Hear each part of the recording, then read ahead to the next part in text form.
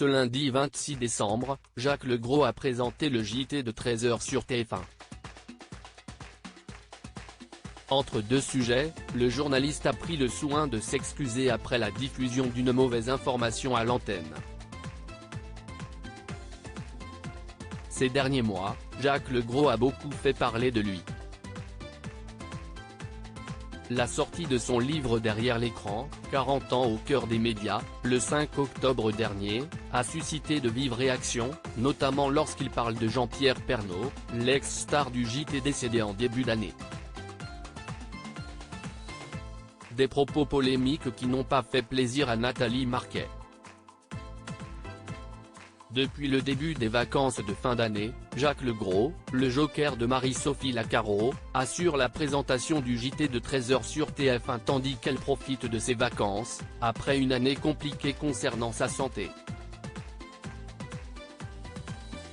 Des images diffusées dans un reportage la veille posent problème le dimanche 25 décembre, c'est Audrey Crespo-Mara qui présentait les informations du jour alors que de très nombreux Français célébraient Noël en famille. Si les températures ont été très douces en métropole ces derniers jours, aux États-Unis, la situation est bien différente. Une incroyable tempête hivernale touche une grande majorité des États. Les températures sont descendues jusqu'à moins 48 degrés Celsius par endroit. À cause du froid et des très importantes chutes de neige, des millions d'Américains ont eu du mal à se déplacer. Ainsi, TF1 a proposé aux téléspectateurs un reportage résumant la situation préoccupante de l'autre côté de l'océan Atlantique.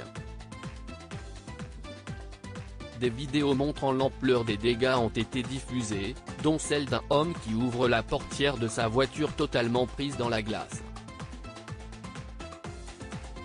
Des images qui n'auraient pas dû se retrouver à l'antenne.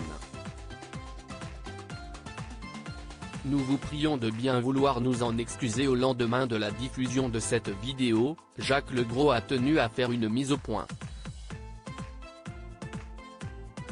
Vous savez à quel point à TF1 nous tenons à vous apporter une information fiable, déclare-t-il avant de parler de ces images qui ont posé problème.